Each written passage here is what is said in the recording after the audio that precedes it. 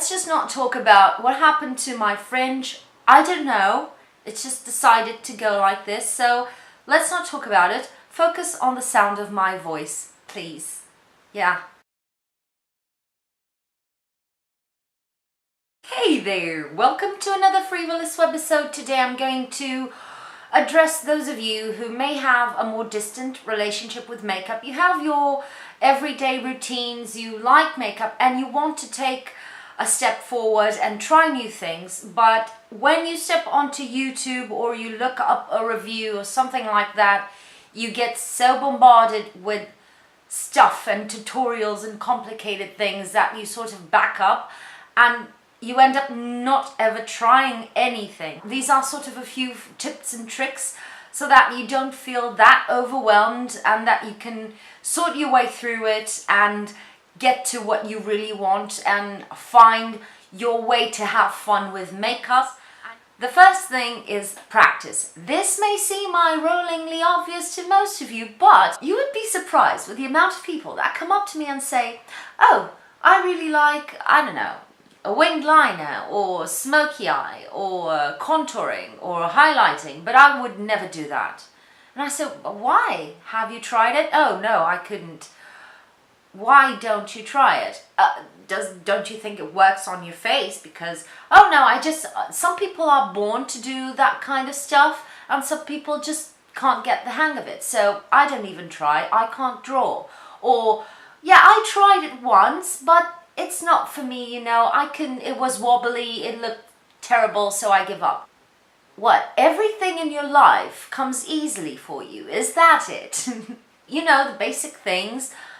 You get the hang of it really quickly, of course, but when we're talking about a skill like winged liner, for instance, or applying false lashes or doing contouring, that takes time, that takes failing and practicing more and failing again and failing better, you know, Beckett, I'm an actress. Instead of feeling so overwhelmed or giving up before even trying, know that some skills and some things take time, take some investment in terms of time.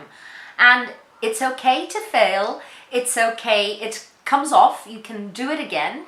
Your features, what looks good on you, what doesn't, what works with your skin type, with your skin color, and also the huge array of products, the types of product within each product, and the types of tools and brushes and methods of application.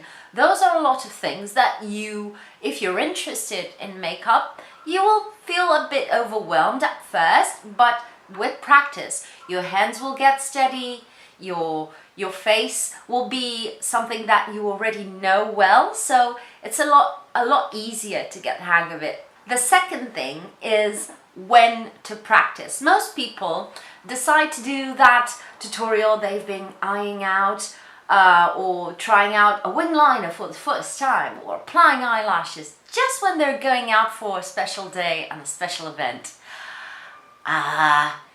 That may work for a lot of people, but that may not work for a lot of people because you have a deadline and you're going to add up to that deadline by doing things out of your comfort zone and trying new things. And sometimes they don't go well. As I said on the previous point, you have to practice.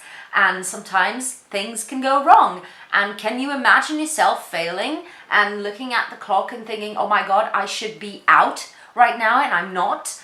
So save yourselves for those days when you have nothing to do. You know, those lazy Sunday afternoons or something, when you can spend the whole day, you have nowhere to go, nothing to do, you sit, you take that tutorial you've been eyeing out, you want to replicate, or that sort of skill like the winged liner, false eyelashes, contouring, whatever you want to perfect, or just taking your makeup, opening a couple of palettes and going on to the colors and see what happens, and practice your creativity. That's something you also should practice, just freehanding it.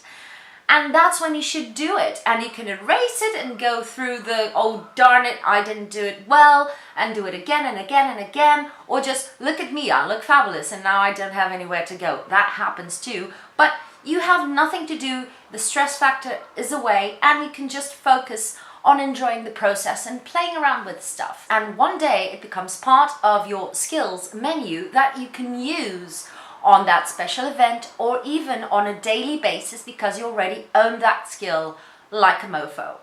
The other thing is buying smart in a way. When you watch tutorials, and I do watch lots of them, you can feel overwhelmed by the amount of stuff that those people, I'm not a YouTuber, put on their faces, and the amount of products they slap on the screen, and you think that to get that look, you will have to go out and buy all of those stuff, and you don't even know if you like it, and it's also expensive, and oh my God, and you give up. You just have to take a step back. Beauty gurus are beauty gurus are beauty gurus. And so they have access to a lot of stuff that we don't, and that's okay. They work in that industry, which is YouTube and tutorialing, and so they get things sent to them for free, or they buy to try them out or whatever, and they have so much stuff they could do the exact same look for 1 month straight without repeating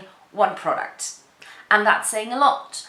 And because of that, you will keep seeing a lot of stuff, a lot of new stuff, but you have to take a step back and see from those things, from that tutorial that you want to replicate, what do you already have that can suit that purpose? The brown eyeshadow, the black liner, the mascara, the foundation. You probably already have a lot of those things. And if there's something that actually is the main focus of the makeup, or something that is really important, a product or a type of product or a color that you don't own, then you can go out and buy it. But before jumping into the €50 version of that product that you've seen all over YouTube, go to NYX or Kiko, one of those stores, and try to find it in a more reasonably priced version, and try it out for yourself and see if it looks good on you, if you really like it, and if it becomes something that you really want to wear every single day, if it's worth the investment, you can then go back and buy the expensive stuff.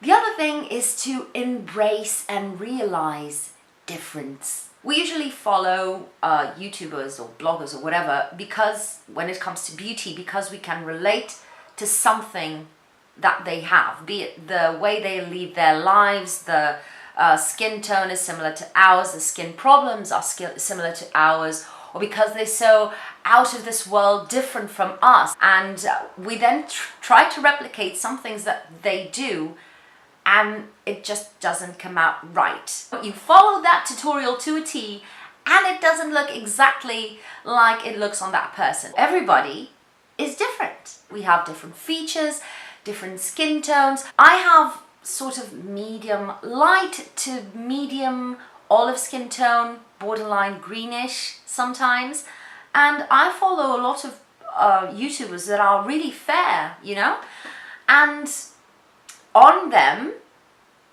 the eyeshadows really pop, and I apply it on my skin. It looks like my eyes have eaten up all the eyeshadow. You know why? Because of the canvas. If you have a really dark skin or a really light skin, they will make the colors on it pop a lot more than a medium-ish skin tone. The other thing, for instance, I follow Kathleen Lights. She is amazing with everything eyeshadow, in my opinion, and she has the biggest, roundest eyes, a lot of lid space, no droopy eyelids on that face. So if I try to replicate an eye look that she does, I will have to adjust it to my hooded lids, to my small eyes. You know, that's part of doing makeup. I'm not just going to think that I'm going to look like Kathleen Lights if I use the same products. That's just not going to happen. And you really have to understand that to get past that, and just to enjoy adapting things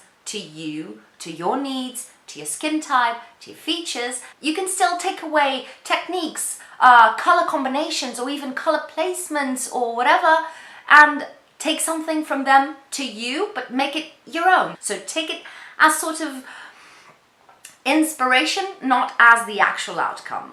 The other tip is try everything at least once. There are some people that we just don't relate with. We feel like that kind of makeup is too much for us or too little for us, and we end up just discarding a lot of stuff that we could try out.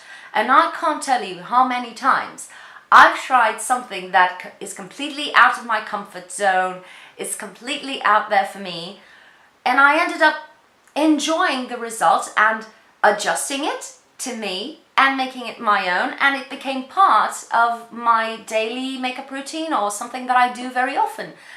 For instance, with drag makeup, I don't do drag makeup. I don't relate too much with it, but I can really appreciate the art. So once in a while I watch very heavy glamour makeup tutorials, and I just sit in awe with the amount of product they're caking on their faces and trying to know what's new and what they're doing differently. And I've tried contouring because of that. And can we guess? I use contour every single day on my face now. And it's not that heavy chiseled contour that you see probably in a drag tutorial, but I've adapted to myself, to my taste, to my lifestyle and whatever, and I've made it my own. And it's something that I would never try, and you will never know what's around the river bend, just around the river bend. You don't know what's around the corner, and that could suit you in a way that you would never guess. Everything is possible. Try it at least once and try to make it work. Don't cheat. And see what you can take out of it that actually suits you. Last thing, I know that some of you will roll your eyes because you know me and you know that I'm a big advocate for this item, which is samples, samples, samples, samples, samples. When it comes to skincare and especially foundation, take those samples home. I don't care how much you relate with that YouTuber and that person is always spot on with the suggestions they give, and you can just almost blindly buy stuff through their suggestions. If you're buying, especially foundation, you go in store, you do your color matching, you do testing on your hand and whatever you do, and you then ask for them to put a little bit on a pot and you try it out for a whole week, and then you go back and buy it if it works for you. Why would you ask? Because foundation is so important. One, at least for me because I have bad skin, and two, foundation can go wrong in many different ways that you would never be able to tell immediately in store. After a few hours, foundation can oxidize and look a lot darker than you would think because it reacted with your skin and with the oils on your skin.